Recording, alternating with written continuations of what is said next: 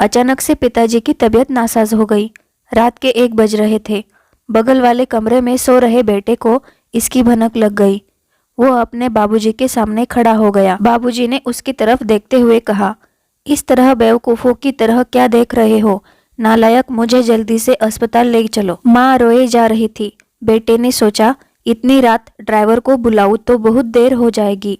उसने झट से बाबूजी को कंधे का सहारा देकर कार में ले जाकर बिठाया और जल्दी से अस्पताल की ओर चल पड़ा। बाबूजी एक तरफ दर्द से कराह रहे थे तो दूसरी तरफ बेटे को डांटे जा रहे थे। कहीं ठोक मत दियो नालायक, गधा कहीं का, कोई काम ठीक से नहीं कर सकता। नालायक बेटा बोला, आप ज्यादा बात मत कीजिए बापूजी, हम जल्द ही अस्पताल पहुंचने वाले हैं। अस्पताल पहुंचकर उसने भागते हुए डॉक्टर को बुलाया और डॉक्टर के कमरे के बाहर बेसब्री से चहलकदमी करने लगा। नालायक, गधा, बेवकूफ, आलसी, मंदबुद्धि, पता नहीं और क्या क्या ऐसे शब्द वो बचपन से ही सुनते आया था। कहीं न कहीं उसका खुद का मन भी मान चुका था कि वो सच में ही नालायक है।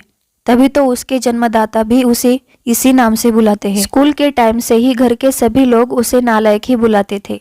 वो एग्जाम में भी बहुत बार फेल हुआ था। ये नालायक तो चपरासी बनने के काबिल भी नहीं। इस मंदबुद्धि की शादी भी नहीं होगी। आखिर इस नालायक के गले कौन अपनी बेटी बांधेगा? ये नालायक तो गधा का गधा ही रह जाएगा। नालायक को अपने यहाँ कोई चपरासी भी ना रखे। कोई बेवकूफ ही इस नालायक को अपनी बेटी देगा। शादी होने के बाद लोगों को कहते सुना गया कि उस बेचारी के भागे फूटे जो इस नालायक से शादी हो गई। बस एक माँ ही थी जो उस बेचारे को उसके नाम से बुलाती थी। अगर आज उसके बापूजी को कुछ हो गया होता तो शायद माँ भी उसे इसी नाम से बुलाएगी। मन ही मन में इसी तरह के विचारों ने उसे झकझोर दिया और वो अस्पताल में ही मंदिर में प्रार्थना में लीन हो गया। वह उसके दुआओं का असर था या फिर मर्ज ही साधारण था कि डॉक्टर ने सुबह में उसे बापूजी को घर ले जाने की इजाज़त दे दी। जैसे ही घर लौटा और बाबूजी को उनके कमरे में छोड़ वापस मुड़ा, बाबूजी की तेज आवाज आई, मुझे छोड़ नालायक, तुझे क्या लगा बुढ़ा अब अस्पताल से लौटेगा नहीं? यह सुन वो कुछ देर ठिठका और फिर सिर झुकाए कमरे से बाहर आ गया। लेकिन माँ से रहा नहीं गया। उन्होंने कहा, इतना सब कुछ करता है आपके लिए, फिर भी दिन भर आप उसे नालायक कहते रहते हैं। अवधेश और महेश दोनों अपनी अपनी बीवी के साथ सो रहे हैं। उनको तो ये भी नहीं पता कि रात को क्या हुआ था। ये तो भनक पाते ही आ गया और किसी को मदद के लिए बुलाया भी नहीं। भगवान न करे अगर आपको कुछ हो जाता तो? वो भी आपका ही बेटा है, फिर भी पता नहीं क्यों आप उसको हरदम कोसते रहते हो, डांटते और फटकारते रहते हैं।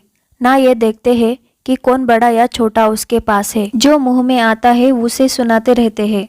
बाबूजी ने उनकी तरफ आश्चर्य भरी नजरों से देखा। माँ रोए जा रही थी और बोले जा रही थी, आप ही बताइए क्या कमी है मेरे इस बेटे में? हाँ, पढ़ाई में थोड़ा कमजोर जरूर था। तो क्या क्या सभी एक जैसे होशियार होते हैं क्या?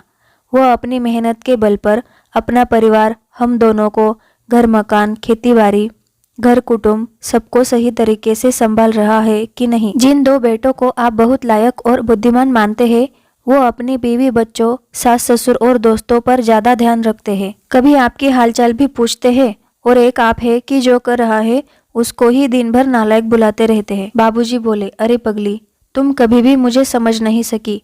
तुमने केवल मेरी बातों पर ध्यान दिया है। क्या तुम्हें नहीं लगता है कि एक श्रवण कुमार जैसे बेटा को दिन भर नालायक और गधा बुलाने का मुझे दुख नहीं होता है? उसे गले न लगा पाने का कष्ट हमें नहीं होता है?